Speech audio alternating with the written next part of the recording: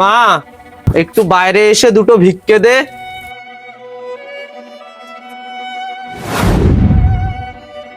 মারে, দুটো ভিক্ষে দে না। না না, এখানে কোনো ভিক্ষা টিক্কা হবে না, আপনি চলে যান। মারে, তুই যা পারিস তাই দে আমায়। আপনি কি বাংলা ভাষা বোঝেন না? বললাম না এখানে দান টান কিছু হবে না, যান এখান থেকে। মারে, তোকে ভিক্ষা টিক্কা কিছু দিতে হবে না, তুই একটু শান্ত হ।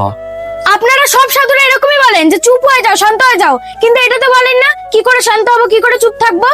আমি আজ পর্যন্ত কোনো মানুষের খারাপ চাইওনি, কোনো মানুষের খারাপ করিওনি, তাও কেন জানি না আমার পেছনে সবাই হাত দিয়ে পড়ে থাকে। তাহলে তুই এটাই চাস মা, প্রত্যেকটা মানুষ তোকে বুঝুক, ভালো ভাবুক? হ্যাঁ, তো কে না চায়? আমিও চাই আমাকে প্রত্যেকটা মানুষ ভালো ভাবুক। আচ্ছা,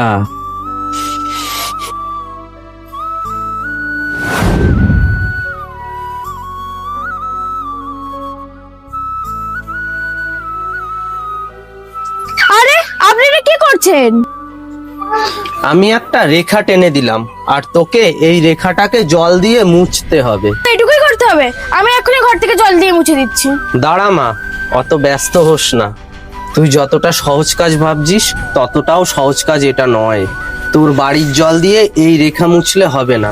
ওই যে তোদের বাড়ির ওখানে একটা আশ্রম আছে, আশ্রমের পাশে একটা বড় বট গাছ আছে, ওই বট গাছের নিচে একটা জলের বোতল রয়েছে।